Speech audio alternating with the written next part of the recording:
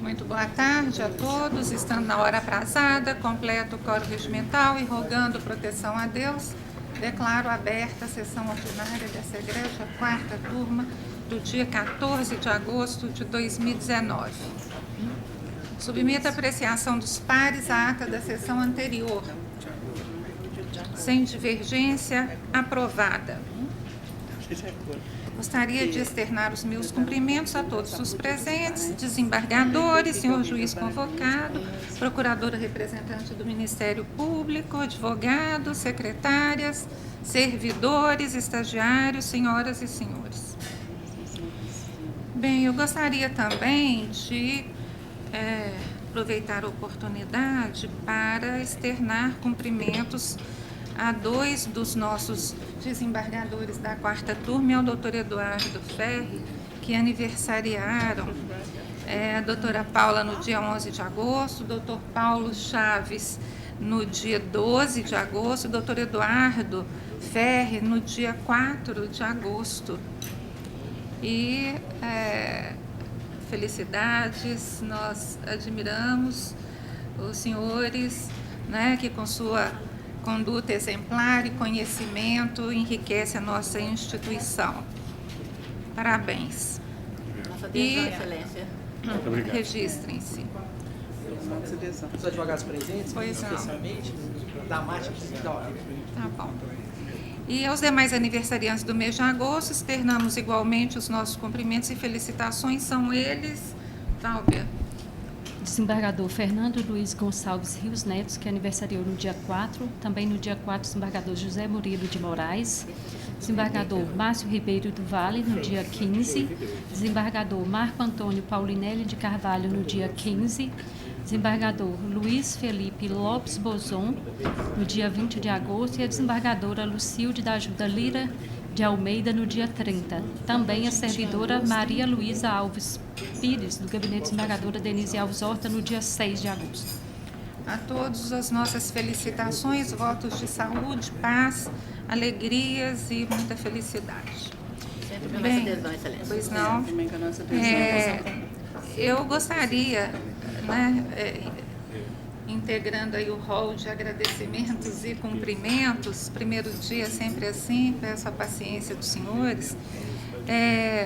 Quero agradecer ao excelentíssimo juiz Eduardo Aurélio Pereira Ferri, que atuou brilhantemente no meu gabinete, no meu período de férias, e engrandeceu os trabalhos da quarta turma, das sessões do tribunal, em que atuou nesse período. Como só ia acontecer, doutor Eduardo já integra o patrimônio aqui humano do nosso tribunal, né, e enriquece com seu conhecimento, enfim, com a sua serenidade, todos os trabalhos e os julgamentos. Muito obrigada, doutor Eduardo, e volte sempre. Esperamos que não se aposente. Senhora presidente, eu gostaria de agradecer as palavras. Foi a segunda vez que eu volto ao gabinete de Vossa Excelência. Foi muito prazeroso e enriquecedor trabalhar aqui na quarta turma com a composição atual, já alterada da vez anterior para agora. Eu fiquei muito satisfeito, agradeço a Vossa Excelência pela oportunidade, pelo convite. Infelizmente, a minha aposentadoria está se aproximando. Ela deve sair aí mês que vem. Ah, que pena, mas desejamos a Vossa Excelência muita felicidade nessa nova etapa, né, que vai se iniciar. Esperamos que ainda repense um pouco esse pedido. Muito obrigado. Volte atrás. Bem, também gostaria de registrar os meus agradecimentos à excelentíssima juíza Maria Raquel Ferraz Agari Valentim, que também atuou no meu gabinete no período de minhas férias. Também realço igualmente o brilho da magistrada, a serenidade da sua atuação, o convívio amistoso e cativante. Falando em aposentadorias, nós tivemos aí na semana passada algumas aposentadorias e eu gostaria de cumprimentar esses magistrados que, após longos anos de trabalho dedicados à justiça do trabalho e ao tribunal, tiveram a aposentadoria deferida. São eles: desembargador Júlio Bernardo, do Carmo, ex-presidente e vice-corregedor do Tribunal e diretor da Escola Judicial. Desembargador Fernando Viegas Peixoto, ex-corregedor do Tribunal. Juíza Olívia Figueiredo Pinto Coelho, ex-presidente da Amatra 3 e juiz auxiliar da presidência do TRT 3. Juíza Vilmeia da Costa Benevides, ex-diretora do Foro de Belo Horizonte e coordenadora do Singespa.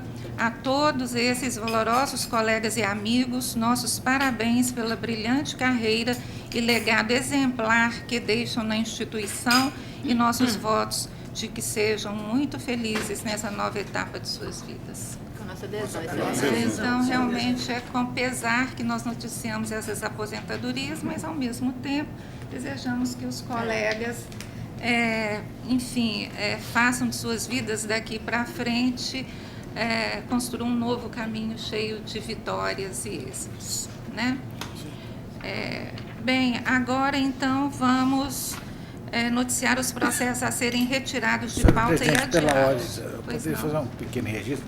Gostaria de ratificar integralmente as palavras da senhora em relação a todos os homenageados, sobretudo em relação ao doutor Eduardo Ferri, que foi a primeira vez que eu tive a oportunidade com ele trabalhar e foi de uma harmonia ímpar, de uma sabedoria no lugar e de umas intervenções sempre precisas, oportunas, que deixou marcas aqui inesquecíveis.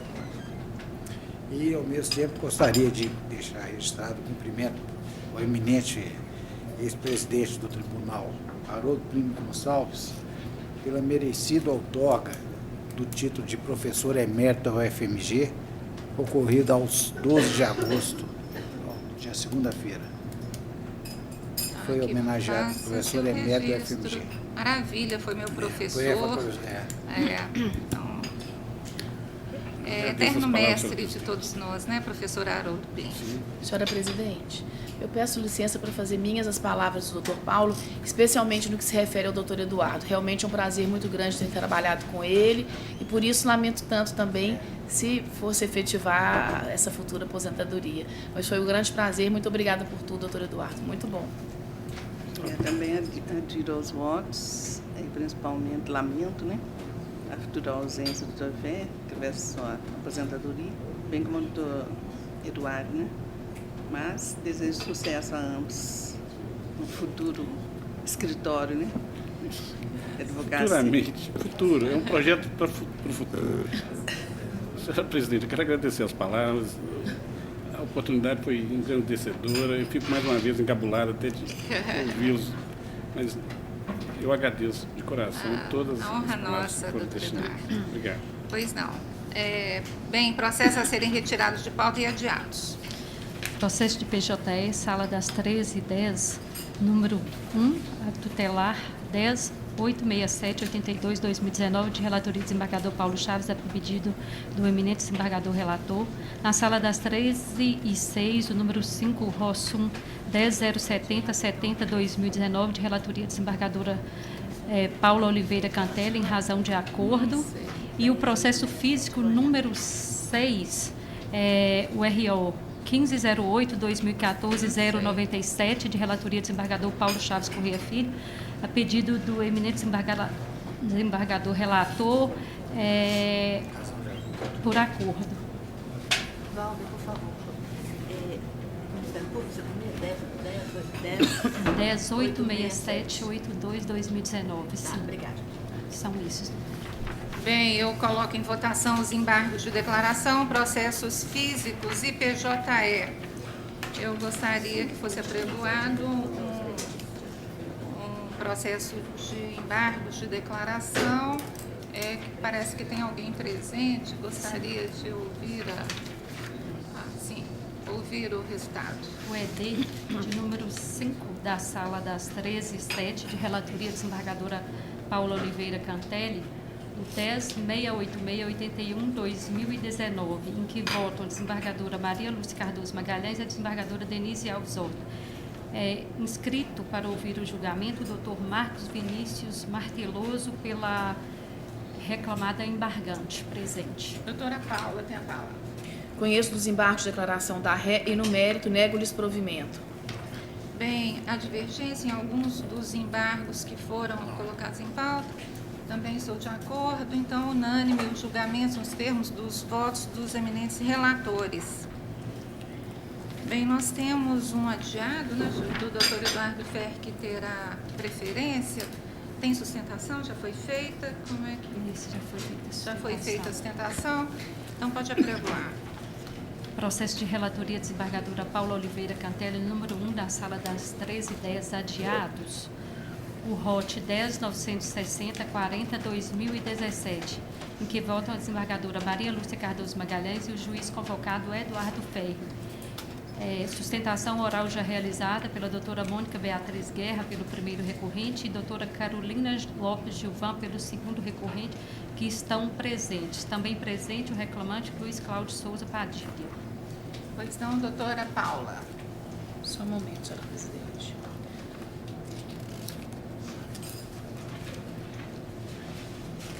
Esse processo, senhora presidente, ele foi adiado em razão de uma divergência que foi feita por parte do doutor Eduardo em relação à prescrição, e analisando a divergência, acolhi, e a conclusão passa a ser a seguinte, uma nova versão.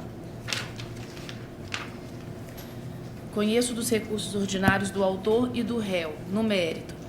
Dou provimento parcial ao recurso do autor para acrescer a condenação ao pagamento das horas extras, excedentes a sexta diária e 30ª semanal, horas extras relativas às viagens e 1 hora extra referente ao intervalo intra-jornada, com reflexos nos repousos semanais remunerados, férias acrescidas de 1/3, 13º salário, aviso prévio e FGTS acrescido de 40% a serem apurados com base na jornada de trabalho e parâmetros fixados na fundamentação por todo o período contratual imprescrito. Determinar a integração à remuneração de todos os pagamentos lançados nos contra-cheques e ou fichas financeiras com referência ao programa Agir, participação nos resultados PR e participação complementar nos resultados PCR. E acrescer a condenação ao pagamento dos reflexos dos repousos semanais remunerados, 13º, férias acrescidas de 1/3, aviso prévio, FGTS com 40%, e das diferenças das horas extras decorrentes da majoração da sua base de cálculo. E nego provimento ao apelo do réu. Sobre as parcelas deferidas, incidem juros de mora e correção monetária na forma determinada na sentença com base na TR até 24/3/2015 e no IPCA a partir de 25/3/2015. São devidos recolhimentos previdenciários e fiscais nos termos da legislação que rege a matéria. Custos processuais no valor de R$3.000, calculado sobre o valor da condenação, majorado nessa instância para R$150.000 pelo réu. A alteração, senhora presidente, foi em relação ao provimento do apelo do réu, que, acolhendo a prescrição, a divergência apresentada pelo doutor Eduardo, eu neguei provimento ao apelo do réu. Pois não, doutora... Essa foi a Sim. alteração. Doutor Eduardo, alguma ponderação? Não, eu estou de acordo com a redação, senhora presidente. Pois não, doutora Maria Lúcia. E eu permaneço vencido quanto às horas extras, né? Porque entendi que a sentença do primeiro grau enquadrou o autor na seção prevista no artigo 62.2 do CLT, e eu estava acompanhando a decisão do primeiro grau nesse sentido. Pois não, então prevalece o voto da relatora, com a conclusão reformulada, vencida a desembargadora Maria Lúcia, no aspecto por ela ventilado. E assim se decide. Fique à vontade, doutor Eduardo, se quiser nos dar a honra de permanecer, muito nos alegrará. Mas fique à vontade. Seria uma honra permanecer, senhora presidente. Eu estou de férias. Eu vou me retirar. Tá bem. E desejo a todos os presentes uma boa tarde de trabalho aqui. Obrigada. Obrigado, boa tarde. Obrigada. Boa tarde.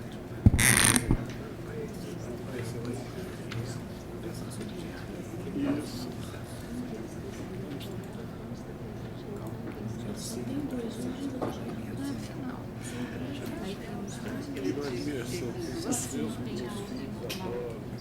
Então vamos para os físicos. Vamos passar aos julgamentos dos processos físicos, que são apenas 2. Processo físico número 1 da pauta RO 67-2015-005. Relatora, desembargadora Denise Alves Horta. Revisor, desembargador Paulo Chaves Corrêa Filho. E vota em terceiro, desembargadora Paula Oliveira Cantelli. Inscrita, doutora Mariana Azevedo Sena, pelo recorrente presente. Boa tarde, doutora. Passo à conclusão. Conheço do recurso interposto pelo reclamante no mérito do provimento parcial para declarar a existência de grupo econômico entre as 3 reclamadas e a responsabilidade solidária pelos créditos devidos ao autor, bem como para reconhecer a existência de um único contrato de trabalho no período de 1/10/2011 a 7/12/2014 e afastar a prescrição bienal declarada e a extinção do processo com resolução do mérito, artigo 487, inciso 2 do CPC, em relação ao contrato formalizado no período de 1/11/2011 a 29/07/2012. Determina o retorno dos autos ao juiz de origem para o exame dos pleitos autorais relacionados ao contrato único de trabalho havido entre 1/10/2011 e 7/12/2014, restando prejudicado o exame das demais matérias do apelo. Aguardaria eventual divergência, Por doutora? gentileza, lei. Doutor Pleno Paulo, acordo. a divergência? Não, estou de acordo. Unânime, então, segundo o voto da relatora. Obrigada, Excelência. Bom dia a todos. Boa tarde. Boa tarde. Boa tarde. Processo número 4 da pauta RO 290-2011-060. Relator, desembargador Paulo Chaves Corrêa Filho. Revisora, desembargadora Paula Oliveira Cantelli. Vota em terceiro, desembargadora Maria Lúcia Cardoso Magalhães. Inscrita, a doutora Raquel de Souza da Silva, pela primeira recorrente, ausente. Doutor Paulo tem a palavra. 290?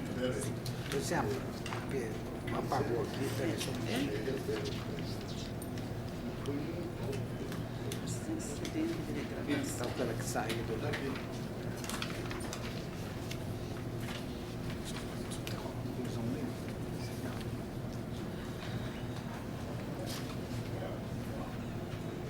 Tem ele impresso.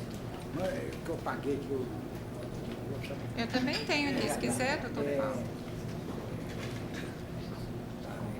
admito o incidente de remuneração e consulto no artigo 896-C, parágrafo 11, 11º, inciso 2 da CNT, e no artigo 15, parágrafo 1º, inciso 2 da resolução número 9 de 2015 deste regional, em juízo positivo de retratação, dou parcial provimento ao recurso da primeira reclamada Caixa Econômica Federal para reformar a respeitável sentença de primeiro grau e fixar o divisor 220 para cálculo das horas extras. A divergência? Não, de acordo. Unânime nos termos do voto do relator. Seguinte.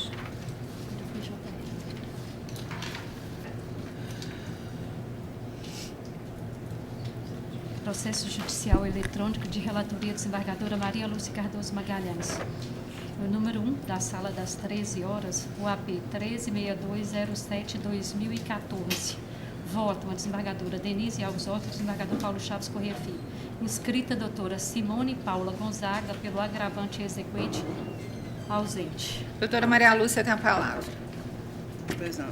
Estou conhecendo o grau de petição interposto pelo exequente e no mérito nego-lhe provimento, mantendo a determinação de intimação do pedido oficial contábil nos exatos termos ou prazo assinalado na origem. ID 6425810. Eu estou de acordo. A divergência? Não. Unânime nos termos do voto da relatora.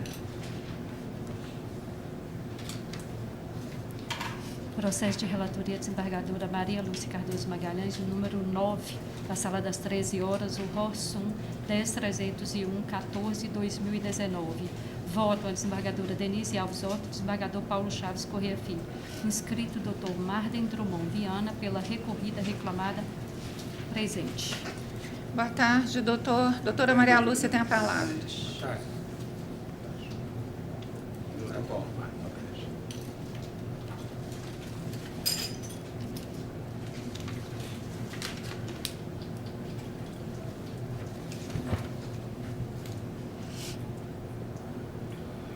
Estou conhecendo o recurso, por quanto próprio tempestivo, preenche os demais pressupostos de admissibilidade. No mérito, sem divergência, nego-lhe provimento, confirmando respeitar a decisão recorrida por seus próprios jurídicos fundamentos, nos termos do artigo 895, para 1º, inciso 4 da CLT. Guardaria o primeiro voto Sim, divergente? excelência. Eu vou ficar vencida porque eu daria provimento para deferir a indenização, doutor Paulo. Acompanha a relatora. Então, prevalece o voto da relatora. Perfeito, muito obrigado. Por maioria Boa tarde. vencida esta desembargadora. E eu acuso o recebimento brilhante memorial. viu, Muito doutor? obrigado, doutor Paulo. Boa tarde. Boa tarde. Eu também acuso o recebimento de memorial, no entanto, não voto. Seguinte. Processo de relatoria, desembargadora Denise Alves Horta, na sala das 13h02, número 23, o ROSUM 11.220, 82/2018. Votam desembargador Paulo Chaves Correia Filho, desembargadora Paula Oliveira Canté. Inscrita a doutora Cláudia Magalhães Souza, pela primeira recorrente reclamada, presente. Boa tarde, doutora. Boa tarde, excelência. Conheço dos recursos interpostos pelas partes. No mérito, nego-lhes provimento, mantendo a sentença recorrida. Tem a palavra. Muito obrigada, excelentíssima senhora desembargadora presidente, outros desembargadores que integram essa egregia turma, e os representantes do Ministério Público aqui presentes, senhoras secretárias, demais colegas, uma boa tarde a todos. Não obstante, com a devida vênia o voto proferido, a Ré vem insistir na reforma da sentença nos pontos constantes do seu recurso ordinário, por entender que aqui arcou devidamente com o ônus probatório de demonstrar que houve a justa causa e que a medida aplicada não teria sido desmedida, mas que, não obstante o ex-colaborador ter um passado funcional que implicou na aplicação de outras penalidades, e não foi este o motivo da demissão por justa causa, o último ato por ele praticado, desidioso, no entendimento da empregadora, culminou, sim, com o rompimento do contrato nesta modalidade. E, ademais disso, ainda que o autor tenha apresentado atestado médico, sabia ele, desde a contratação, e até mesmo porque há uma previsão em norma coletiva nesse sentido, que há um prazo para se entregar atestados médicos na empresa visando a justificação de qualquer falta no sentido de aboná-la. E é incontroverso no processo que este prazo pela prova documental é de 48 horas e que o autor confessa que só fez a entrega desse documento 6 dias depois, motivo pelo qual a Ré entende que também nesse aspecto formal não teria sido justificada a ausência e, por isso, a correção da justa causa. E quanto à indenização por dano moral aplicada, entende-se que a dispensa por justa causa não ensejaria esta apenação, pedindo, então, que seja reformada a sentença nesse aspecto e quanto ao voto já proferido no que tange ao recurso do autor, que a matéria converge nesse aspecto com o recurso ordinário da Ré, no sentido de indenização por dano moral, só que no viés do autor pedindo a sua majoração, pede-se, então, que seja já mantido o voto proferido pela ilustre desembargadora relatora quanto a negar provimento ao recurso ordinário do autor nesse aspecto, até mesmo por entender ser indevida a indenização e, pelos mesmos fundamentos, não ser possível também, se mantida for a condenação ou outro for o entendimento da turma, não ser possível a majoração desta parcela. Me reporta os demais aspectos do recurso, porque são matéria eminentemente de direito e em virtude de lei, pedindo provimento, sim, integral do recurso da Ré e que seja mantido o voto já proferido pela ilustre relatora com relação a ser negado provimento ao apelo do autor. Pois não. Então, quanto à justa causa, o reclamante foi dispensado por justa causa, com fundamento no artigo 482, a linha E, desídia, em razão de faltas injustificadas e de maneira reiterada ao trabalho, tendo como último dia de falta 7/6/2018. Todavia, expedido ofício ao Hospital Santa Mônica, o nosocômio informou que o autor esteve nesta instituição nas respectivas datas 4/6/2018, 7/6/2018 e 8/6/2018, onde quando foram fornecidos atestados médicos em todos os 3 atendimentos. Assim, o fundamento utilizado para a aplicação da dispensa motivada data vênia não se fez presente.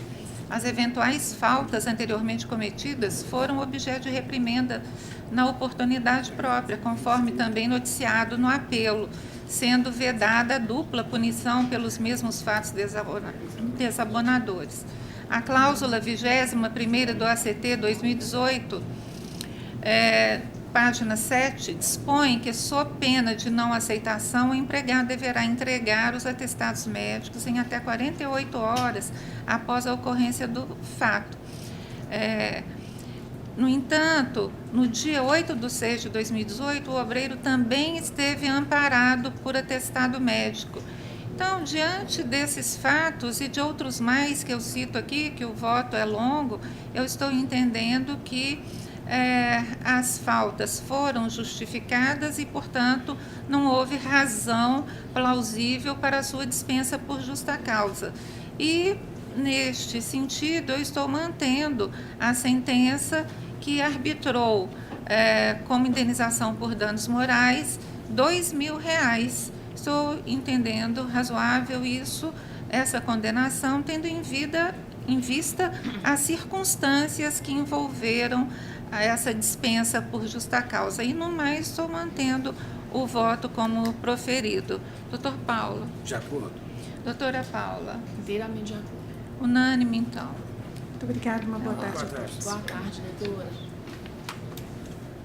Processo de relatoria desembargadora Denise Alves Horta, número 21, da Sala das 13h02, o ROT 11.139/21/2017.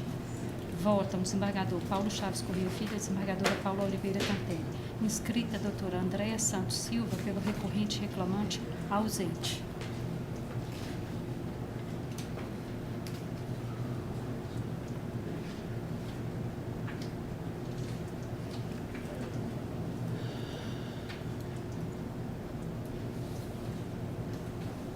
Conheço do recurso do sindicato autor. No mérito, acolho a arguição do requerente de nulidade da sentença por ausência de intervenção do Ministério Público do Trabalho em primeira instância e determino o retorno dos autos à origem, para que, após a intimação pessoal do parquê, seja reaberta a instrução processual e, ao final, proferido novo julgamento, como se entender de direito, prejudicado o exame das demais matérias constantes do apelo. A divergência? Não, senhora. Não. Unânime nos termos do voto da relatora.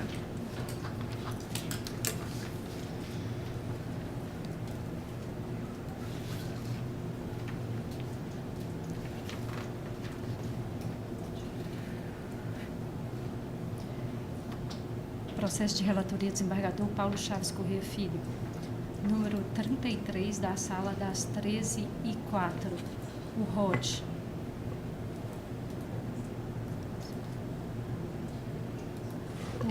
12.102/21/2017. Votam a desembargadora Paula Oliveira Cantelli e a desembargadora Maria Lúcia Cardoso Magalhães.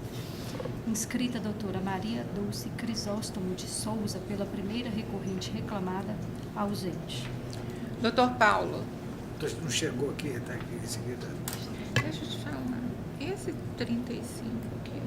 33, né? É. Eu acho que Ele está aqui? aqueles adiados que vai fazer no fim, que Tá. tinha inscrição de advogado mas tem presente. Fica no início.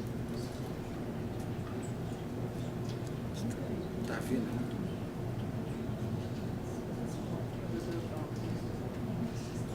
Quer ver minha conclusão? Conheço os recursos ordinário e adesivo interpostos. No mérito, nego provimento ao apelo da reclamada e provejo parcialmente o recurso do reclamante para determinar, na aplicação do índice oficial da remuneração base da caderneta de poupança, TR, para atualização dos débitos trabalhistas até 24/3 de 2015 e, a partir de 25/3 de 2015, o índice de preço ao consumidor amplo especial, IPCAR. Não há divergência cadastrada. Unânime nos termos do voto do relator. Seguinte. Processo de relatoria desembargador Paulo Chaves Correia Filho, número 16, da Sala das 13h04, ROT 10.461/44/2018. Voto a desembargadora Paula Oliveira Cantelli e a desembargadora Maria Luz Cardoso Magalhães. Inscrito Dr. Marcos Castro Batista de Oliveira pela primeira recorrente reclamada, ausente. Dr. Paulo. Só um momentinho.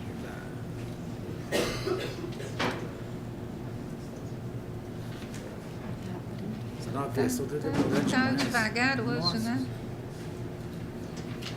É inesperado. Tá abrindo. Não chegou não, Val. Ainda está dando para entrar na Erro tela antiga. inesperado. Na tela antiga. Deu erro inesperado aí também, né? É, o meu deu. Eu Erro também deu inesperado. Deixa eu mudar aqui de... Se o senhor quiser, eu tenho impresso aqui. Tá, vamos ver se vem de novo Ver se aqui. eu consigo. Não estou conseguindo, não tá abrindo. Tentar aqui. Esse final de semana ele vai ter nova alteração. Né? Mas só sábado, né? Só sábado. Sábado e domingo. Ver se por aqui consegue. Hein? Pelo Google Chrome. O Chrome, né? Tentando aqui, mas...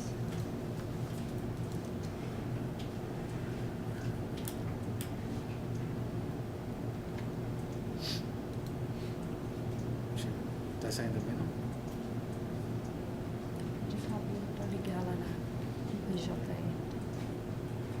Pode ligar, então. Pode chamar.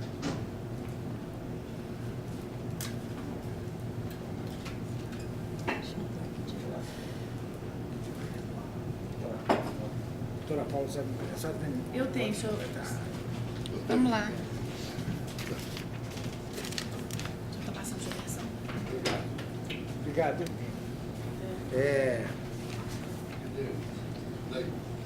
Conheço o recurso interposto pela primeira reclamada, Transportes Pesados Minas S.A. e número 12 parcial provimento para excluir da condenação o pagamento de horas extras e dobras de domínios elaborados.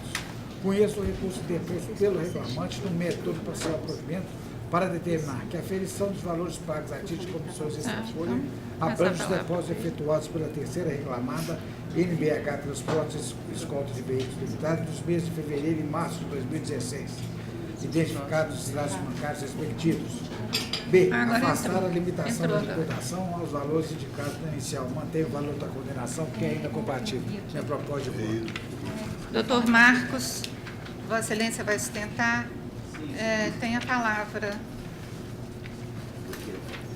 Boa tarde.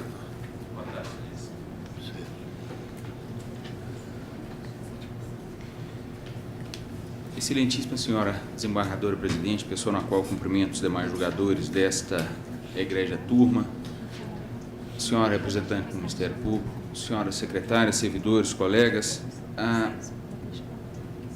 concessa vinha ao entendimento exposto pelo eminente relator e o que requer a reclamada seja Não veio aqui não.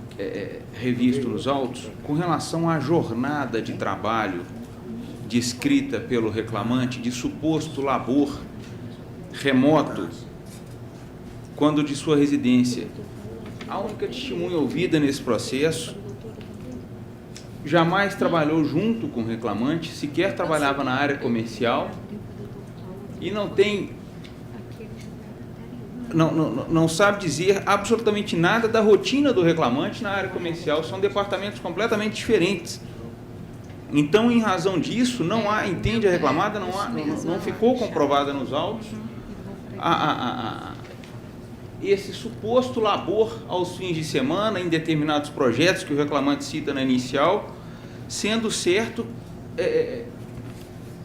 que essa área comercial sequer demanda trabalho nestes períodos, uma vez que os próprios clientes da empresa, a área operacional de transporte, sim, é de conhecimento dessa egrégia especializada, que existe,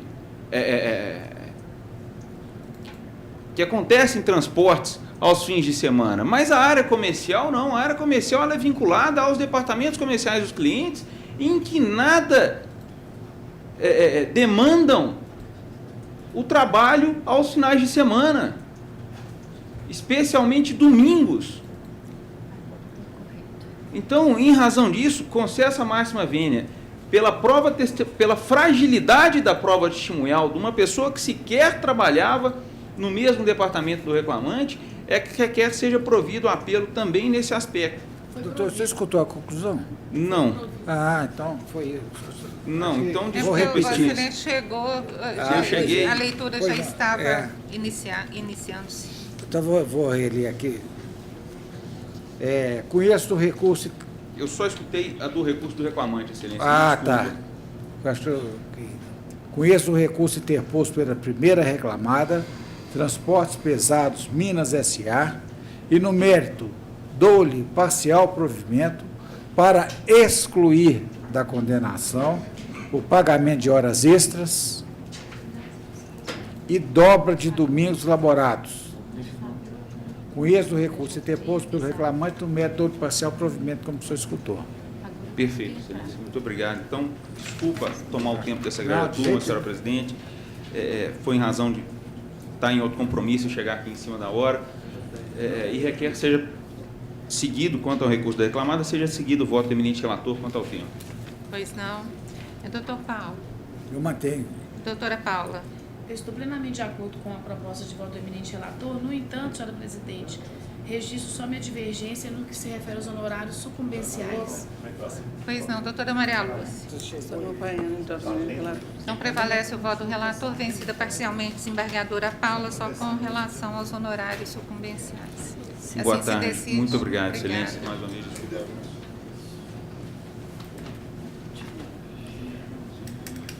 Processo de relatoria do desembargador Paulo Chaves Corrêa Filho, número 29, da sala das 13h04, o AP 11.430.62/2016.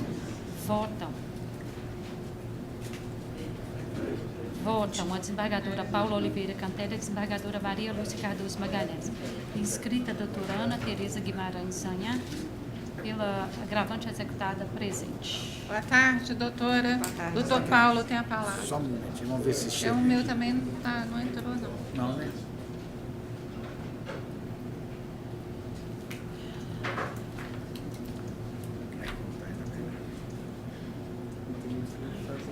Né? O seu chega, o meu não chega.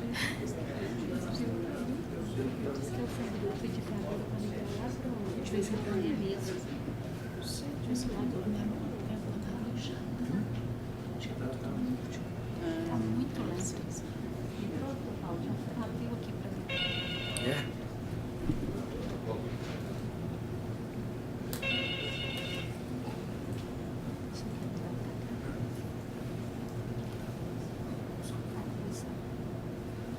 Boa tarde, doutor.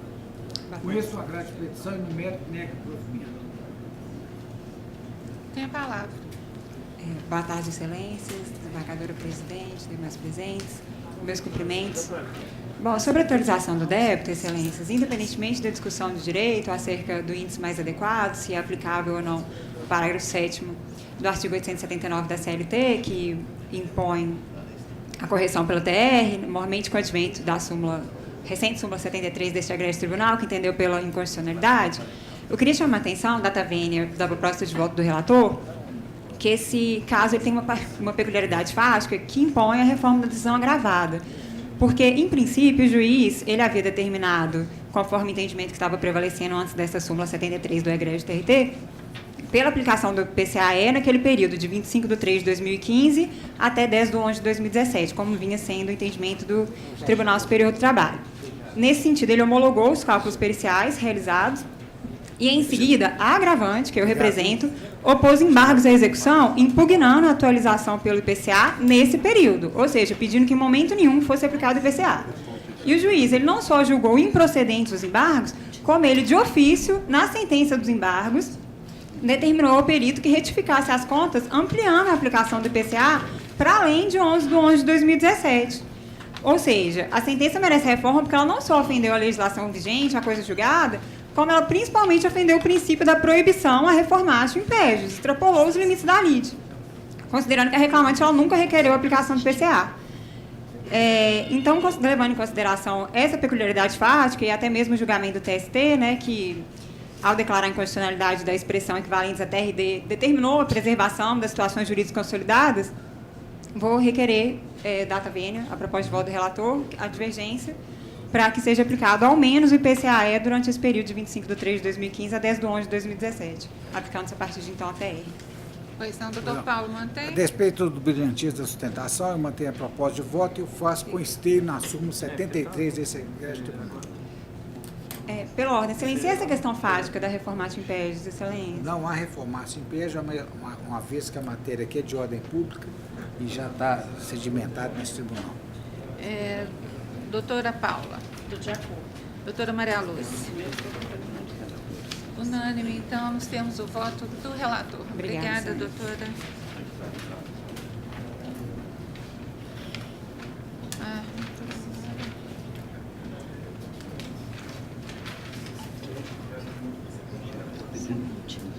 Seguinte.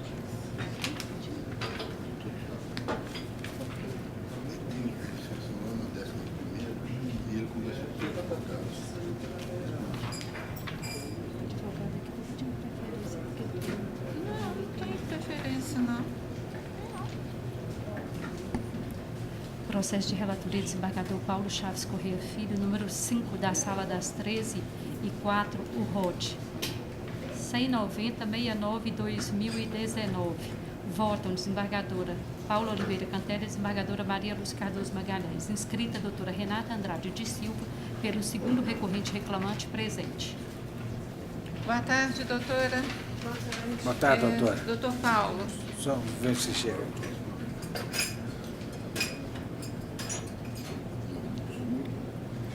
O senhor chamou ele? Não. Também não.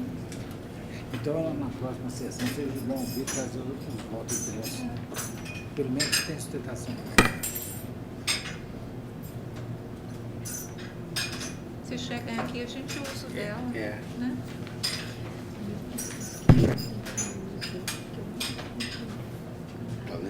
Lá, chegou. Doutor Paulo, chegou aqui. Direta à conclusão, conheço os recursos interpostos pelas partes e no mérito do parcial provimento ao apelo da reclamada para decotar da condenação o pagamento da indenização por danos materiais. Do parcial provimento ao recurso ordinário do autor para estabelecer que a base do cálculo adicional da salubridade é o piso salarial da categoria. Mantenho o valor da condenação porque ainda compatível. Me propósito de voto. Tem a palavra, se quiser. Boa tarde a todos.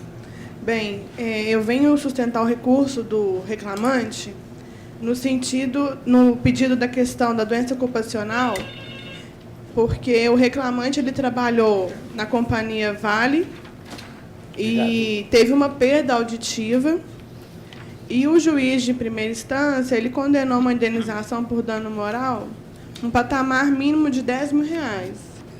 Então, o reclamante vem a esse tribunal pedir a reforma da decisão, porque R$10.000 não paga a perda que ele teve, porque ele trabalhou anos na companhia, na Vale, mineradora, que tem um alto índice de lucro, gastou o suor do seu trabalho, perdeu a audição e ganhar R$10.000 não cumpre o caráter pedagógico do dano moral, nesse quesito.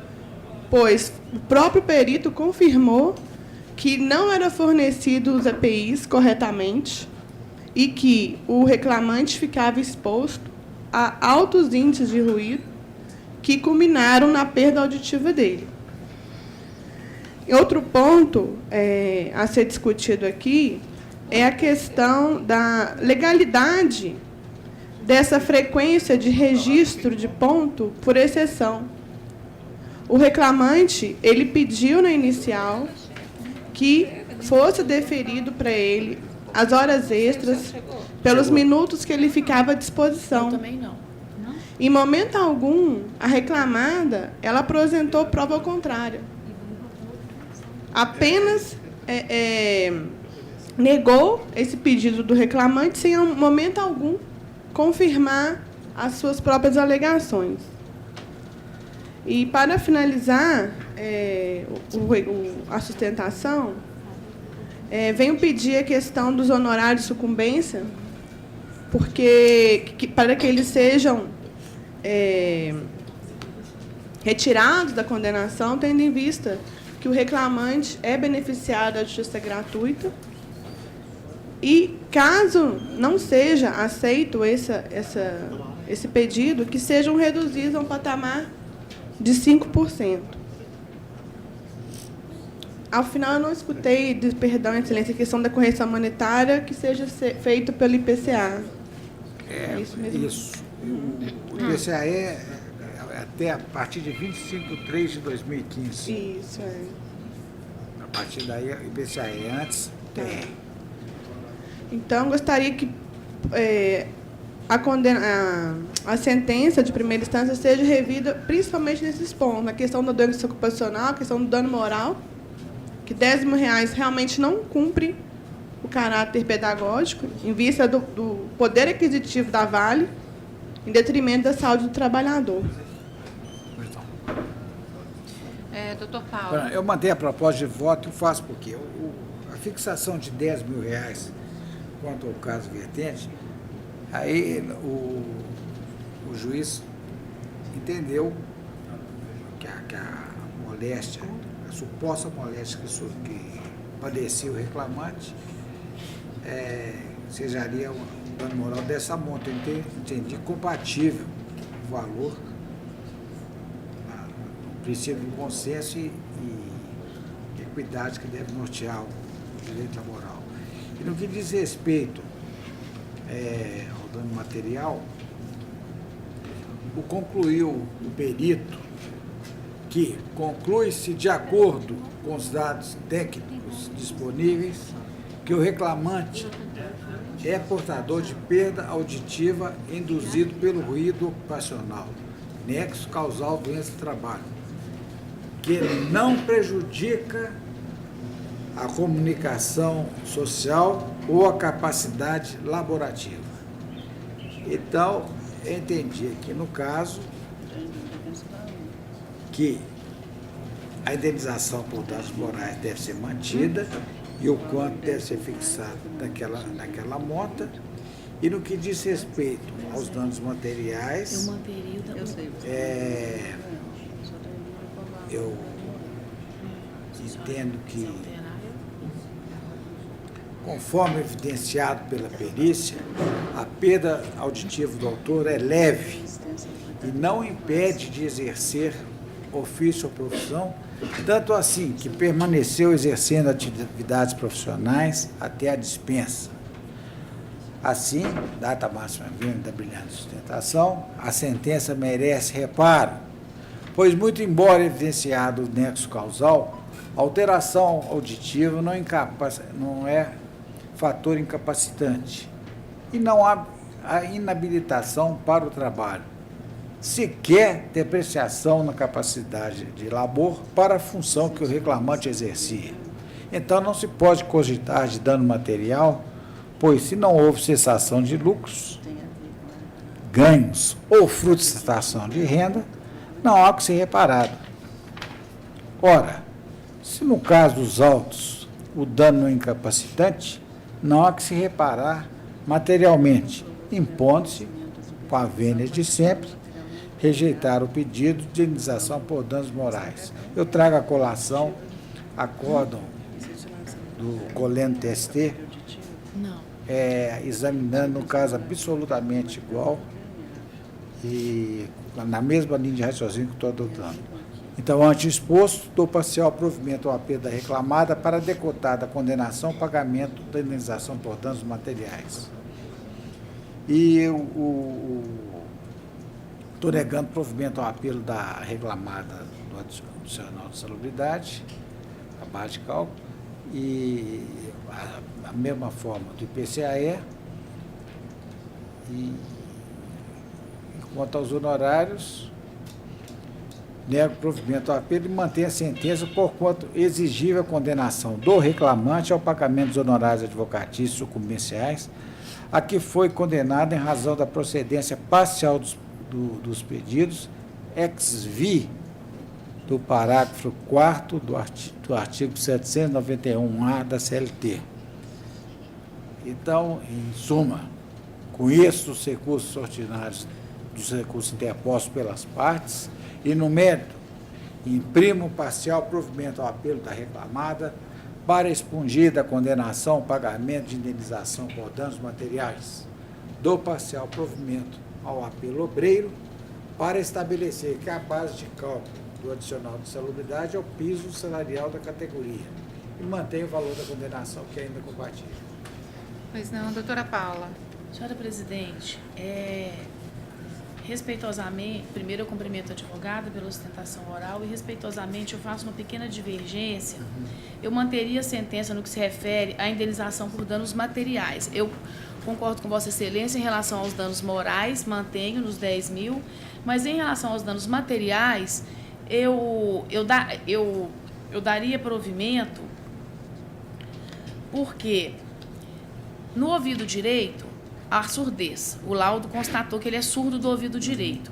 E no ouvido esquerdo, houve uma perda auditiva ocupacional nas altas frequências. Então, não tem como uma pessoa surda de um ouvido direito e que teve uma perda auditiva ocupacional no ouvido esquerdo, ela vá ter a mesma capacidade laborativa para desempenhar a mesma função. Assim, a meu ver, data máxima vênia do que está aqui que foi registrado no laudo, que falou que não altera a capacidade laborativa do reclamante, eu entendo que há um dano material, sim, nesse caso. Então, eu peço licença, com todo respeito, para fazer essa pequena divergência e também em relação aos honorários sucumbenciais, pois ele é beneficiário da justiça gratuita, então eu aplicaria a suspensão da exigibilidade dos honorários. São só essas duas ponderações, senhora presidente. Doutora Maria Lúcia. Em princípio, está acompanhando o gabinete relator, quando ele esclarece que, conforme evidenciado pela perícia, a parte auditiva do autor é leve e não impede de exercer ofício ou profissão, tanto assim que permanecer exercendo atividades profissionais até a dispensa. Ora, se no caso dos autos o dano não é incapacitante, não há o que reparar materialmente, impondo-se rejeitável de indenização para danos materiais. A minha dúvida ficou mais quanto ao valor da indenização, que seria referente ao dano moral. Bem, o doutor Paulo está retirando, né, totalmente. Não, os danos morais estou mantendo. Não, eu estou dizendo materiais, Vossa Excelência está tirando. tirando da condenação, né? Mas doutora Maria Lúcia tem dúvida quanto ao valor, então não daria provimento para excluir. Não, estou acompanhando o relator com a exclusão do dano material, mas estou em dúvida quanto ao valor da indenização referente ao dano moral. Porque, quanto ao adicional de insalubridade, a prova técnica, o laudo pericial, ratificado pelos esclarecimentos, concluiu pela existência de insalubridade em grau máximo no ambiente de trabalho do autor, do período imprescrito à extinção do contrato. Então, se ele fazia jus a um adicional de insalubridade em grau máximo, nesse aspecto, não houve um correto fornecimento dos EPIs. Agora, aqui no voto do relator, ele explica em especial o bancacão de material não impermeável por todo o período laboral do autor. Essa questão da insalubridade não teria nada a ver com a questão da perda auditiva, no caso. Entendi. Não. Então, foi por ruído. Outro fator. É outro fator. Aí é outro elemento, outro agente. Agente. Outro agente malsão. É questão de umidade no ambiente de trabalho? Insalutífero. Bom, então, Vossa Excelência concorda, doutora Maria Lúcia, com o relator? Estou concordando com o dano moral. Decibéis. Mas como ele fazia jus a uma adicional de insalubridade em grau máximo, então, e que a empresa não forneceu. Mas era outro Mas agente, é recurso não? da empresa, doutora. O recurso é da empresa que se negou o provimento. Eu entendi, mas assim, ele estava sendo, de qualquer forma, ele estava sendo prejudicado na saúde dele. Né? Então, eu acho que esse dano moral tinha que incluir também esse aspecto. Mas a causa de pedir foi outra. a causa de pedido dos danos morais foi a surdez e não a insalubridade. Pois é, mas ele pleiteia a majoração Não, das já passei quantias por fixadas. calcular. Ele pleiteia. Pleiteia. Tudo bem, mas aí a causa de pedido não foi pela adicional de insalubridade em si. O que ela pleiteou foi a base de cálculo do adicional insalutífero que foi otorgado. Conquanto entenda que a súmula 228 fala que é sobre o salário mínimo, exceto que aqui, no caso, a convenção coletiva manda pagar sobre o piso salarial. E nesse tempo foi atendido o apelo dela aqui, ó, a conclusão. Ao recurso da reclamante,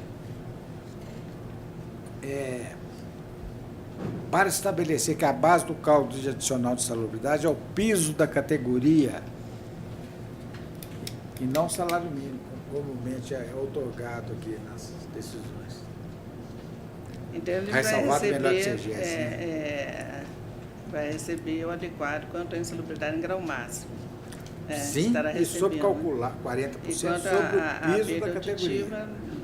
A perda auditiva, o pedido dele que ele tá pedindo dano moral e majoração. material. Então, eu acho que deveria ser majorada essa perda auditiva em razão da empresa, né? Ser uma empresa de grande porte, senão ela não serve nem como sustentáculo de efeito pedagógico. Então, Vossa Excelência elevaria de 10 mil para... Talvez para uns 15 mil. Eleva, doutor Paulo. Deixa eu ver se o dano material a senhora não concorda, não, né? Não. Porque, inclusive, é aresta do TST, né? Ah, mas ele era surdo de um ouvido e perdeu do outro um pouco. Como é que não tem diminuição? 15 mil, né? 15 mil. Então, é um provimento parcial, se Vossa Excelência concordar, para elevar a indenização por dano moral de 10 para 15 mil reais. Concorda, doutora Paula? Nesse aspecto eu concordo. Tá. E mantida, então, a decisão do relator quanto aos danos materiais. Aí eu fico vencida, né? Vencida no aspecto da desembargadora Paula, que mantinha a sentença, né, doutora Paula? Mantinha. Assim se decide. E os honorários também eu fico Paula, também no que se refere aos honorários, vencida doutora Paula. Muito obrigada, boa tarde. Boa tarde. Boa tarde, doutora. Mantido o valor da condenação, porque foi 5 mil, só não vamos levar, não?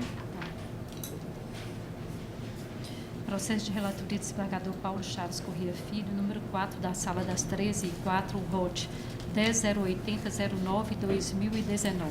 Voto a desembargadora Paula Oliveira Cantelli, a desembargadora Maria Lúcia Cardoso de Magalhães. Inscrito doutor André Schmidt de Brito.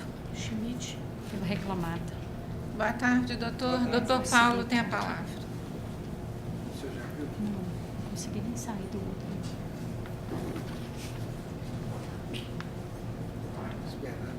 O senhor quer?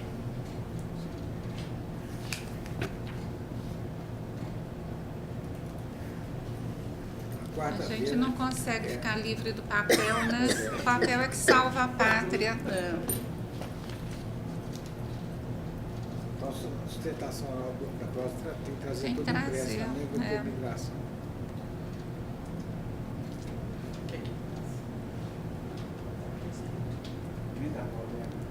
Como? Não ofereceu isso aqui, se quiser. Eu? Não, tu pode deixar aqui. Agora parece que vai entrar.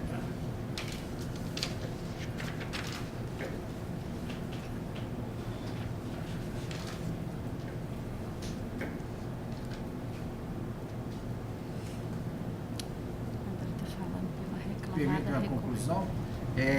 O êxito do recurso interposto pela reclamante no mérito ou parcial provimento para reconhecer o cerceamento de prova e determinar a intimação do perito responsável pela elaboração do laudo de insalubridade para responder aos quesitos suplementares apresentados pelo reclamante na manifestação de que me refiro, devendo em seguida ser proferida nova sentença, ficando prejudicada a apreciação dos demais pedidos formulados das razões recursais. Aquele cara matador já vai insistir em sustentar, doutor? Vou rapidamente, excelência. Tem a palavra. Excelência, eminente desembargador presidente, ilustres componentes da turma, ilustres representantes do Ministério Público, senhora secretária, colegas presentes. Na verdade, com relação a essa nulidade, de fato, houve um pedido de esclarecimento e o juiz entendeu, com base na ampla liberdade de direção 765, por bem deferi-lo, entendendo, justificando que essas questões já tinham sido abordadas na quesitação do próprio reclamante. Esse indeferimento ocorreu no dia 23 de abril, e o reclamante ele fez uma manifestação no dia seguinte, no dia 24, pedindo a reconsideração e não lançando protesto.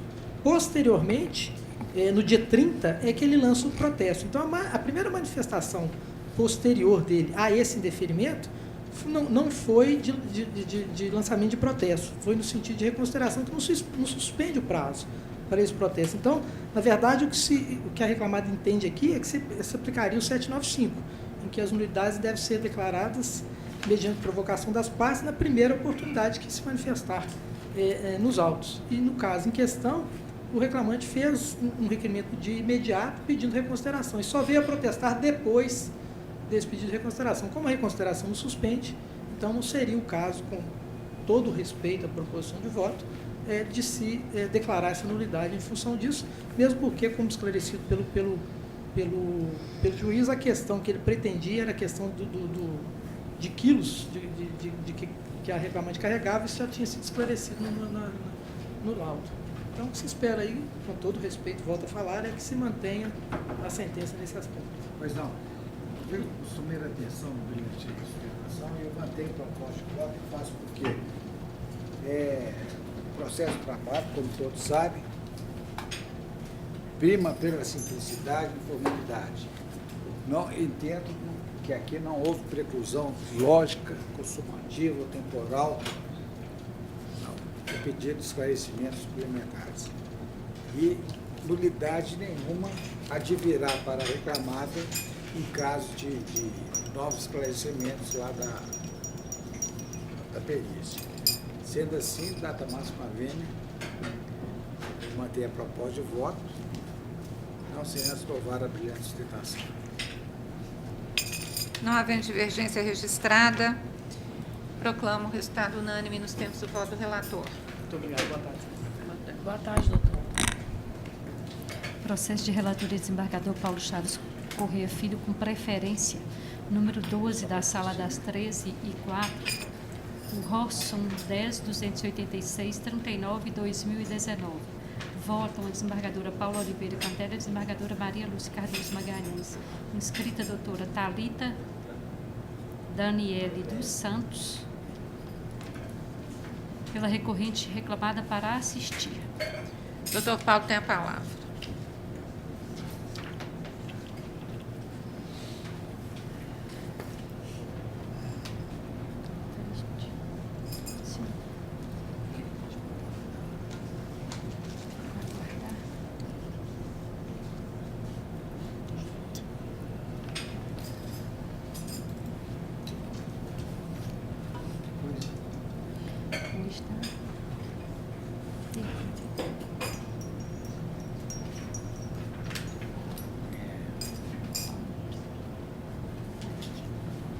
Só para assistir aqui, doutor, boa tarde.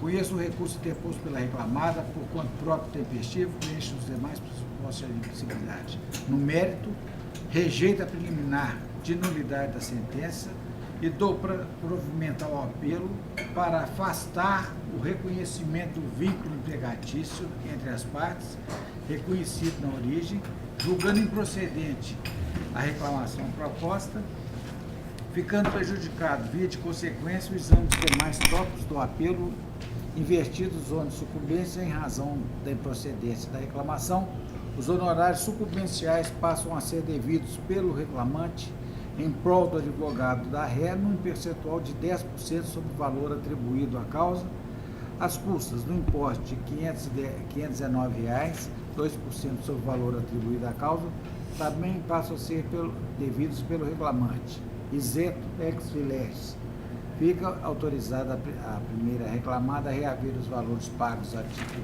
de custos processuais pela via administrativa na forma usual. Eu adianto que tem uma divergência aqui no caso.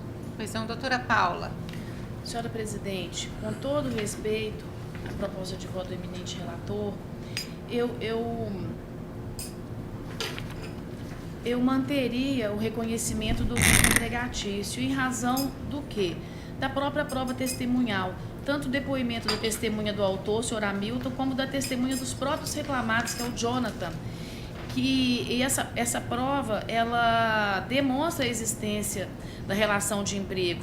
Com ela ficou comprovado que esse empregado, o autor, trabalhava toda semana na empresa, recebendo ordens desse senhor Lucas, auferindo salário pelo serviço prestado e não podendo se fazer substituir por outro motoboy que não fosse empregado do réu. Isso as testemunhas do senhor Jonathan falou.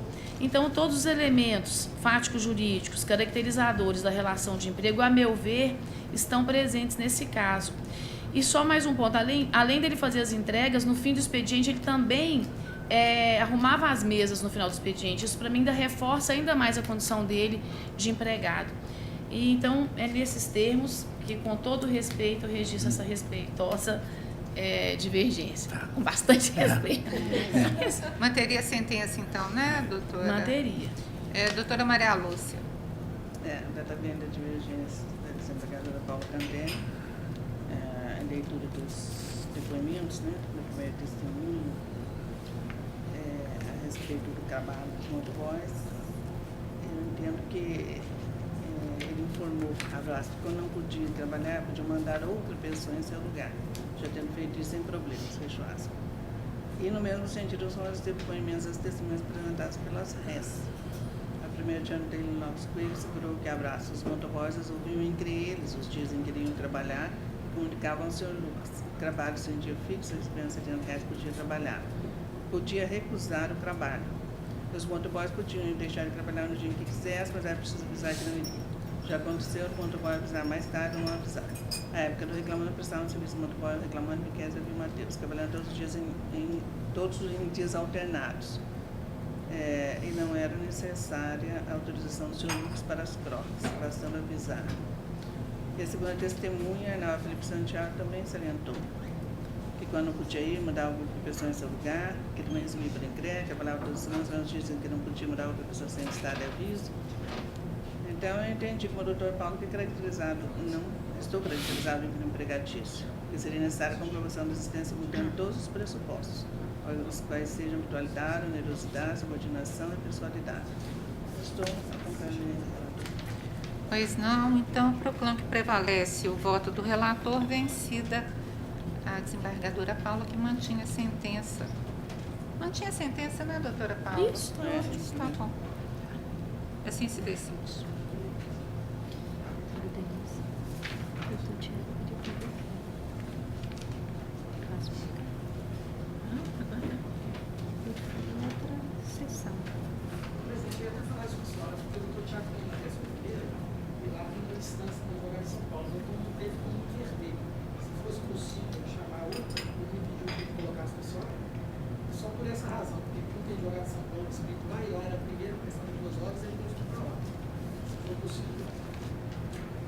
Pode chamar. Ele, na verdade, tem duas, o 7 e o 19. 7 e 19 são dois. Tiago Lúcio. Mas deixa ele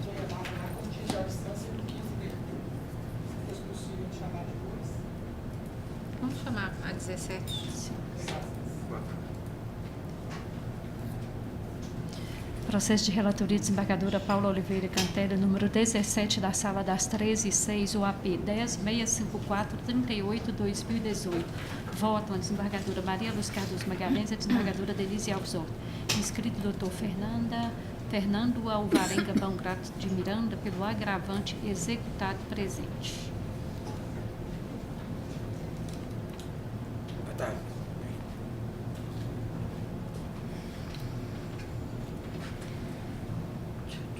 Boa tarde, doutor. Doutora Paula tem a palavra. Boa tarde, doutor Fernando. Boa tarde.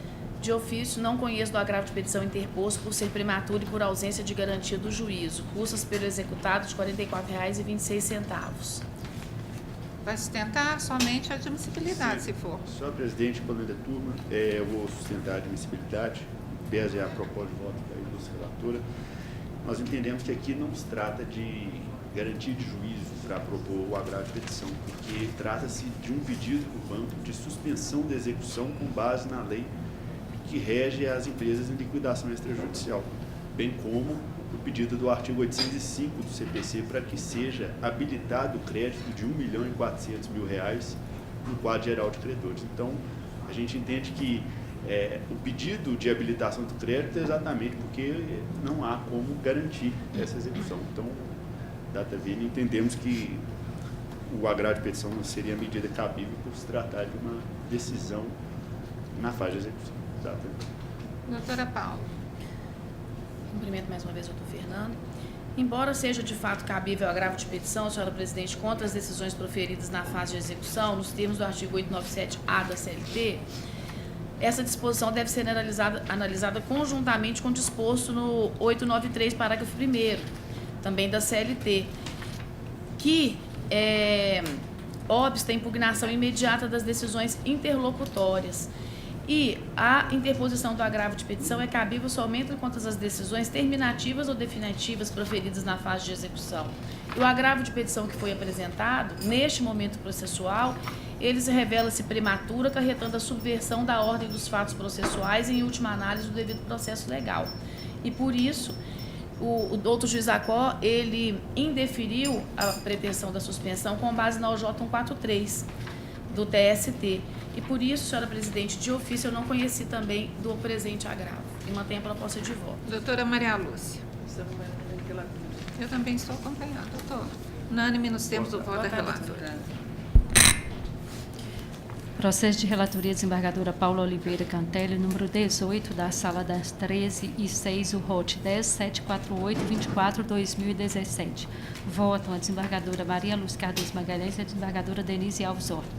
Inscritos, doutor Alisson Douglas Oliveira Cassais, pelo recorrente autor, e a doutora Flávia Maria da Silva Costa, pela recorrida reclamada, presentes. Boa tarde, doutores. Doutora Paula tem a palavra. É uma conclusão. Boa tarde. Conheço o recurso ordinário interposto pelo autor e, no mérito dou-lhe parcial provimento para: primeiro, condenar a réu ao pagamento em favor dos substituídos nominados na petição inicial de diferenças de adicional noturno em razão do trabalho realizado após as 5 horas da manhã, em sequência à jornada noturna, parcelas vencidas e vincendas até a data da efetiva integração da verba em folha de pagamento ou da sustação do labor nessas condições, conforme cartões de ponto correspondentes a cada substituído, como se apurar em liquidação, aplicando-se o adicional previsto nos acordos coletivos de trabalho, respeitada a prescrição bienal e quinquenal pronunciada na origem, com reflexo em férias acrescidas de 1/3, 13º salário, horas extras para os substituídos que as tenham recebido, repouso semanal remunerado, aviso prévio indenizado para os substituídos que o tenham recebido, desde que as diferenças do adicional noturno sejam devidas nos últimos 12 meses do contrato de trabalho, e FGTS acrescido de indenização de 40%, devido à repercussão na indenização de 40% para os substituídos que a tenham recebido. E segundo, excluir da condenação do autor o pagamento da multa por litigância de má-fé de 10% do valor da causa. Terceiro, excluir a condenação do autor ao pagamento dos honorários sucumbenciais, juros e correção monetária e recolhimentos fiscais na forma da legislação vigente. Invertidos os ônus de sucumbência, fixo custas pela ré no importe de R$ 1.000, calculada sobre R$ 50.000, valor arbitrado à condenação. E condena a ré no pagamento dos honorários advocatícios sucumbenciais no importe de 10% sobre o valor que se apurar em liquidação. É a proposta, senhora presidente. Pois não, advogado recorrente? Sim. Tem a palavra.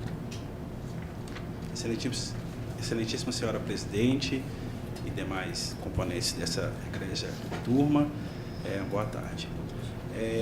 Excelência, a proposta da relatora atende integralmente à pretensão, integralmente, a pretensão do recorrente. É próprio que se fez justiça, uma vez que o juiz de piso ele acabou, né, afastando a aplicação da súmula 60, onde determina a prorrogação, né, e o pagamento adicional da prorrogação da jornada noturna. Diante dos argumentos apresentados pela relatora, o nosso pedido aqui do recorrente é para que os demais componentes sigam uma proposta de voto da eminente relatora. É o que se pede, Excelência. Pois não. Doutora Flávia tem a palavra. Boa tarde, Excelência. Boa tarde a todos presentes. Bom, a fundamentação da recorrida, ela se pauta na questão da convenção coletiva que versa sobre a questão dos adicionais e da prorrogação da jornada noturna. A cláusula coletiva que passou a valer em 2002 e 2013 é clara ao dispor que o empregado sujeito ao horário noturno perceberá sobre o valor da hora normal, o valor horário do seu salário base, para cada hora de serviço prestado no horário citado, um adicional de 60%, correspondente a 20% pelo trabalho noturno que se refere ao artigo 73 do CLT, 40% para pagamento dos 7 minutos e 30 segundos de cada período de 60 minutos, efetivamente trabalhados decorrentes da redução da hora noturna. É necessário repisar as ponderações do douto juízo ACO, que afirma que não se mostra razoável que o ente sindical negocie o pagamento afeto à prorrogação de jornada noturna e, posteriormente, de forma antagônica, vindique o pagamento das diferenças, utilizando-se como fundamento a própria cláusula coletiva por ele negociada.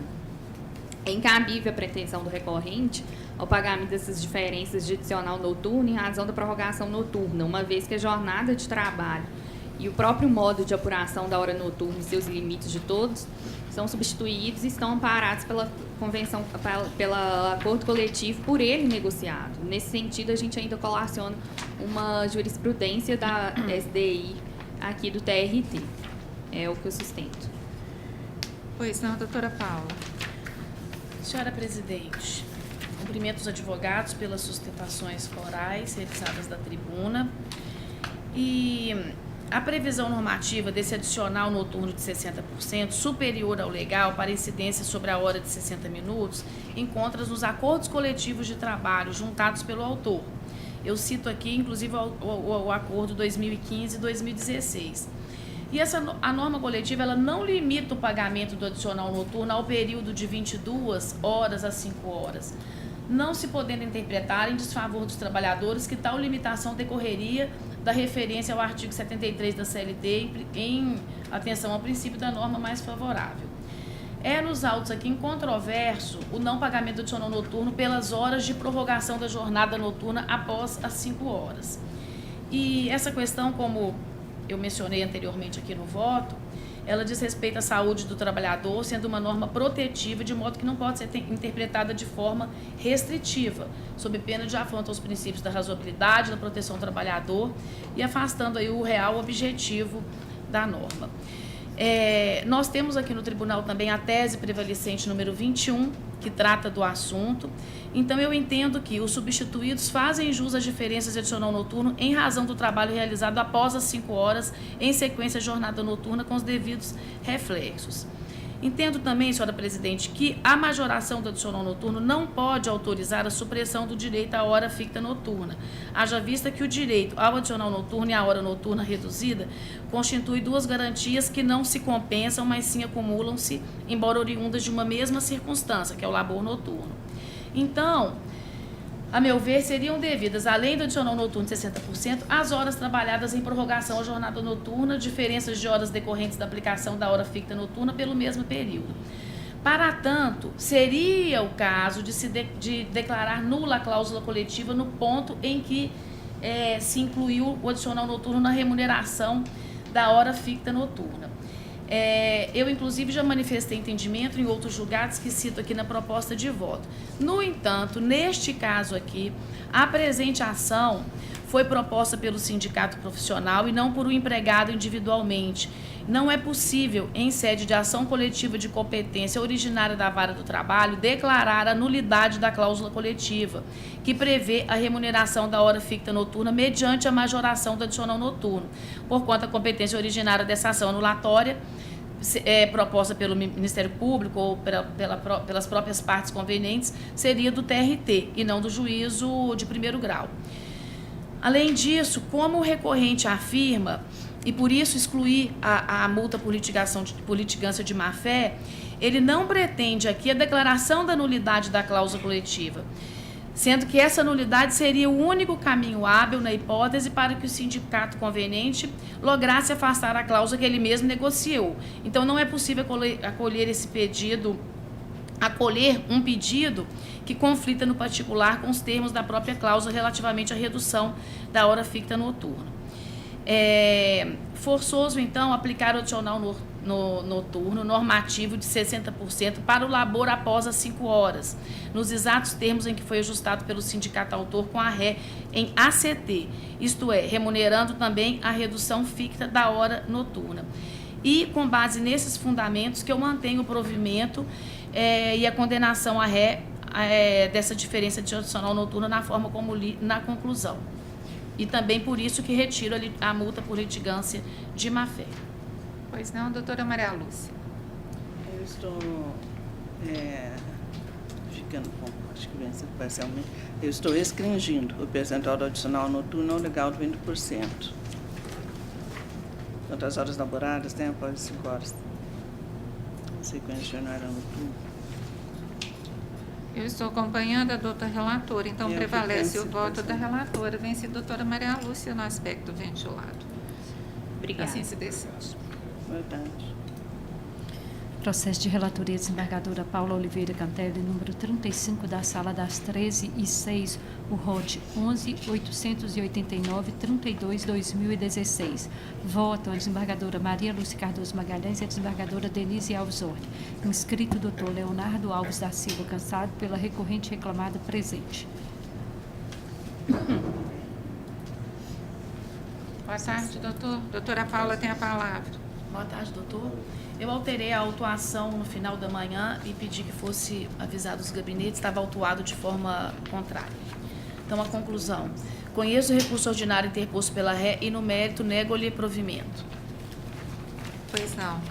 Tem a palavra.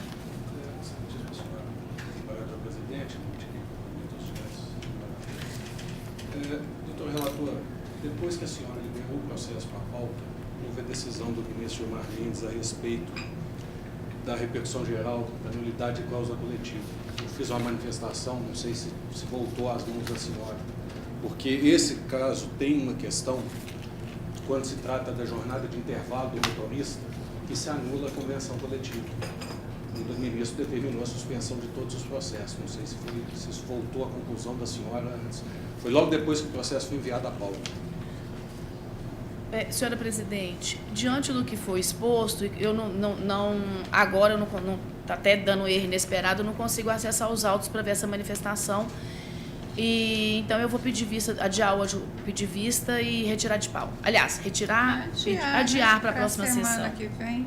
Tá bem, fica adiado então o julgamento para a próxima pauta. Boa tarde. Boa tarde.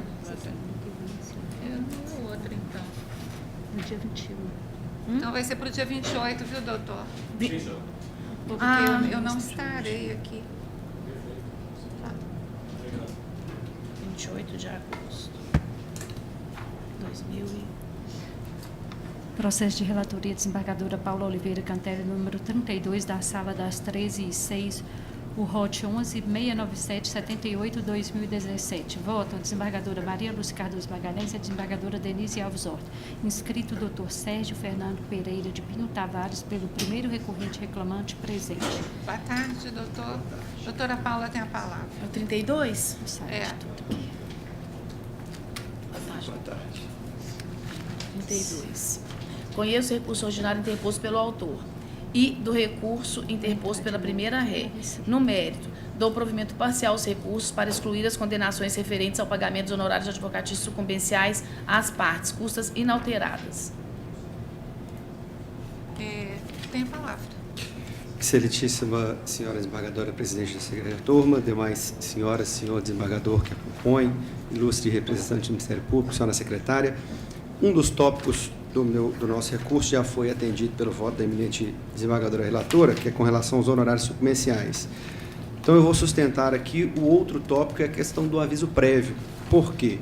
Porque, neste caso, o autor teve um aviso prévio trabalhado superior a 30 dias.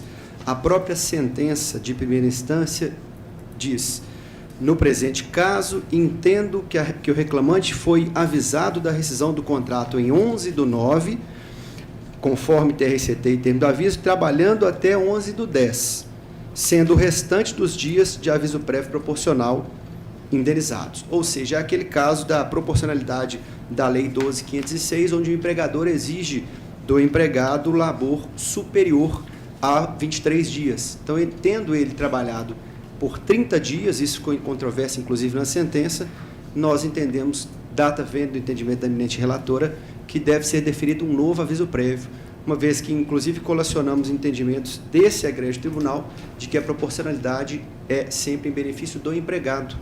Então, no caso do cumprimento, deve, ainda assim, se limitar à previsão inicial de 7 dias contados dos 30.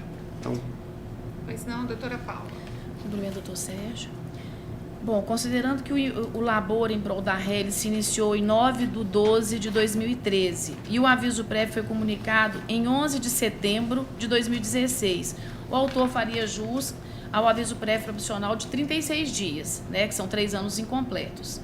Então, como mencionado pelo doutor Gisacó, os dias de aviso prévio proporcional foram pagos através do item 69 do TRCT. E o mesmo documento indica que a data de afastamento se deu em 11/10, contendo a assinatura do autor sem qualquer ressalva. A impugnação apresentada pelo autor no ID 14F05F9, ela foi meramente genérica nesse particular, pois ela alegou somente o trabalho por mais 3 dias, não comprovando também a necessidade da concessão desse novo aviso, e então por isso eu mantenho a proposta de voto. Pois não, doutora Maria Lúcia. Eu também estou acompanhando, doutor. Unânime, então, nos termos do voto da relatora. Boa tarde. Boa tarde. Passaremos ao julgamento dos 2 primeiros. Certo. Tem outro? Os meus 2? Eu 22. Então vamos tem o 22 também. O 22. É porque não constou aqui no meu. Processo de relatoria da desembargadora Paula Oliveira Cantelli, número 22, da Sala das 13/6, o ROT 10.880-60/2016. Vota a desembargadora Maria Lúcia Cardoso Magalhães e a desembargadora Denise Alves Horta. Inscrito o doutor Fábio Henrique Fonseca, pela primeira recorrente reclamada, presente. Boa tarde, doutor. Doutora Paula tem a palavra. 22, né? Boa tarde, doutor. Conheço o recurso ordinário da RE e da autora. No mérito, nego o provimento ao apelo da RE.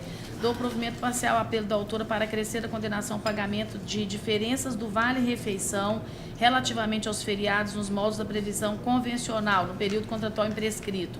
Ressarcimento do valor de R$ 299,88 relativo ao valor descontado da maior no TRCT a título de vale alimentação. 1 hora extra nos dias em que não houve gozo integral do intervalo intra-jornada de 1 hora, conforme se apurar nos cartões de ponto, no período contratual imprescrito, com os reflexos nos repousos semanais remunerados, 13º, férias, acrescido de 1/3 e FGTS, observados parâmetros fixados na sentença para apuração das horas extras nos termos da fundamentação. Horas extras relativas ao tempo suprimido do intervalo interjornada, com os reflexos no FGTS, também no período contratual imprescrito, observados os parâmetros fixados na sentença para apuração das horas extras e os termos da fundamentação. E 15 minutos extras diários nos dias em que a autora prestou hora extras, conforme se apurar nos cartões de ponto, com os reflexos dos repousos semanais remunerados, 13º, férias, acrescido de 1/3 e FGTS no período contratual imprescrito. Observados os parâmetros fixados na sentença para apuração das horas extras e os termos da fundamentação. Sobre as parcelas deferidas, incidem juros de mora, correção monetária na forma determinada na sentença de origem. E custas de R$ 400, calculadas sobre o valor da condenação, majorada nessa instância para R$ 20.000 a cargo da RE. Pois não, tem a palavra. Excelência, boa tarde. Boa tarde. Eu peço desculpas e vênias à eminente relatora, mas eu não consegui pegar o início. O início? O início do voto. Dou provimento parcial ao apelo da autora para acrescer a condenação diferenças do Vale Refeição relativamente aos feriados, nos moldes da previsão convencional. Ressarcimento do valor de R$ 299,88 relativo ao valor descontado a maior no TRCT a título de vale alimentação. O restante o senhor conseguiu? Não. Também não?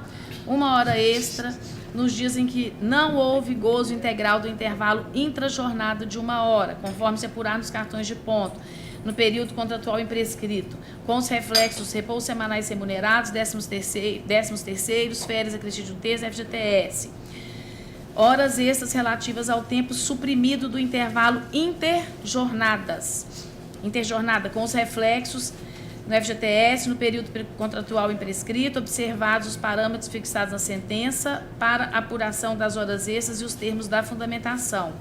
E 15 minutos extras diários nos dias em que a autora prestou horas extras, conforme se apurar nos cartões de ponto, com os reflexos nos repousos semanais remunerados, 13º, férias, acrescido de um terço, FGTS, no período contratual imprescrito.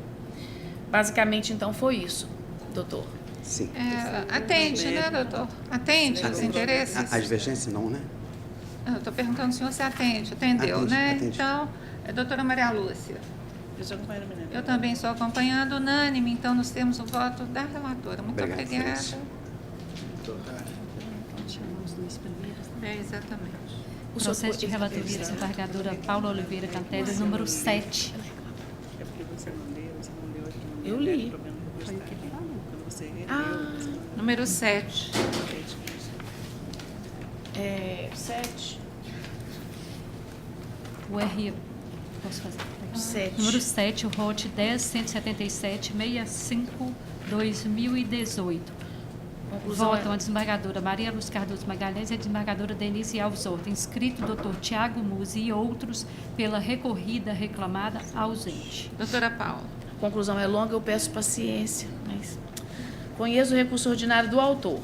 No mérito, dou-lhe provimento para reconhecer o vínculo de emprego do autor diretamente com a primeira ré, por todo o período alegado de 8/3/2011 a 3/11/2016, reconhecendo a ilicitude da contratação com a segunda ré, bem como a responsabilidade solidária desta pelos créditos do último período contratual, 1/3/2016 a 3/11/2016. Em razão do vínculo, defere-se as seguintes parcelas: horas extras laboradas acima da 8ª diária e 44ª semanal, sem cumulação, além de 1 hora extra diária, a título de intervalo intra-jornada, com acréscimo de 50%. Pela habitualidade, as horas extras repercutem em repouso semanal remunerado, com esse aviso prévio, férias, 13º, além do aviso prévio, FGTS, indenização de 40%.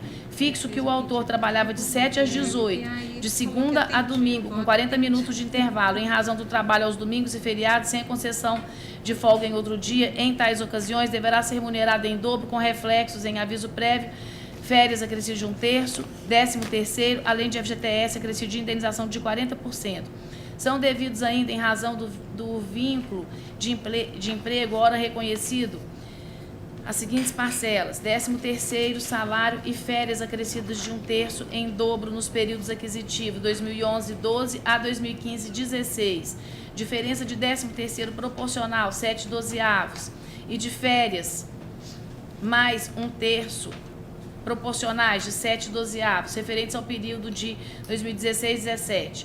O aviso prévio proporcional devido ao autor é de 45 dias, haja vista que o vínculo é conhecido por mais de 5 anos, sendo devidas as diferenças de aviso prévio calculadas sobre os 12 últimos meses do contrato da prestação de trabalho. Autoriza-se a dedução dos valores pagos sob os mesmos títulos no TRCT, considerando que a partir de 1/3/2016 houve a redução salarial ilícita pela fraude hora verificada, são devidas as diferenças salariais a serem calculadas pela média de 12 meses anteriores, no período de março a novembro de 2016. A atualização monetária deverá observar a TR até 24 de 3 de 2015 e, a partir de 25 de 3 de 2015, o IPCA-E. Os juros de mora do artigo 39 da Lei 8177, das parcelas deferidas apenas as férias possuem natureza indenizatória. Sobre as demais incidem os descontos previdenciários e fiscais na forma do entendimento da súmula 368 do TST. Retifique-se a CTPS do autor para fazer constar as datas de admissão e a dispensa hora reconhecidas a função de serviços gerais, remuneração variável. Fixe os honorários advocatícios em 8% sobre o valor que resultar em liquidação da sentença em favor do autor. Pela isonomia, o mesmo percentual deverá ser aplicado em favor da ré e incidir sobre os pedidos que foram julgados inteiramente improcedentes, atualizados e suspensa a exigibilidade nos termos do parágrafo 4º do artigo 791-A da CLT, como determinado na sentença. Observe-se que a OJ 348 do TST, custas de R$ 7.000, calculado sobre o valor da condenação, que fixo em R$ 350 mil. Pois não, doutora Maria Lúcia. Eu estou divergindo da eminente relatora quanto à configuração do vínculo e mantém a sentença para os expostos de fundamentos. Estão negando provimento. Eu estou acompanhando a doutora relatora, então prevalece o voto da relatora vencida, desembargadora Maria Lúcia, nos termos por ela fundamentados. Assim se decide. Seguinte. Processo de relatoria, desembargadora Paula Oliveira Cantelli, número 19, da Sala das 13h06, o voto 10.781/28/2018. Votam a desembargadora Maria Luz Cardoso Magalhães e a desembargadora Denise Alves Ouro. Inscrito doutor Tiago Mus e outros pela recorrida reclamada ausente. Doutora Paula. Conheço do recurso ordinário do autor e, no mérito, nego-lhe provimento. Há divergência? Não. Unânime nos termos do voto da relatora. Bem, nós então encerramos. Tem os adiados. Então vamos passar aos adiados. Processo adiado da sessão do dia 7/8, de relatoria desembargador Paulo Chaves Corrêa Filho, o número 35 da Sala das 13h04, o ROT 10.546/61/2018. Voto a desembargadora Paula Oliveira Cantelli e a desembargadora Maria Luz Cardoso Magalhães. Inscrita a doutora Raquel de Souza da Silva pelo primeiro recorrente, ausente.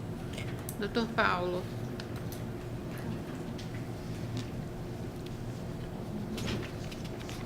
Tem aqui, ó. O processo foi adiado na sessão anterior. Foi. Teve uma divergência, teve um erro material. Então, a maioria dos votos foi premiada por mais caminhantes. Então, permite a conclusão. Rejeita a preliminar suscitada pelo reclamante em razões e com isso os recursos interpostos, à exceção da arguição de prescrição total em relação aos interstícios e anuênios, trazido do recurso reclamado, bem assim da matéria relativa ao protesto antipreclusivo das horas extras, tratado do recurso do autor, por ausência de interesse, no mérito do parcial provimento ao recurso do reclamante para afastar a prescrição total declarada na origem, quanto ao pedido do pagamento de anuênios suprimidos, com os respectivos reflexos, aplicando-se, no caso, a prescrição quinquenal, determinando em consequência o retorno dos autos à origem para exame do mérito da questão, com nova decisão, como se entender de direito. Fica prejudicada a análise do restante do mérito do recurso ordinário interposto pelo reclamante, bem assim o mérito do apelo empresário para evitar o fracionamento do julgamento, devendo as partes renovar seus apelos oportunamente sob pena de preclusão. Pois não, doutora Paula. Só um momento. Esse é o 10.546? É. De divergência, eu pedi adiamento e eu estou problema da prescrição, se eu terminei o material, a divergência foi cumprida. Foi? Então é... Daqueles intertícios. Dos intertícios. Eu estava dando a prescrição total, agora eu estou parcial aqui, determinando a tá. É só em relação aos intertícios, né, doutor? Não, foi colhida a prescrição. Então, pronto, acabou. Aí eu... tá, dos intertícios e anuênios. Isso. Aí vai voltar para a origem para examinar. Tá. Então... Eu acho que está todo mundo de acordo. Então, a divergência é unânime, então. Nós temos o voto do relator.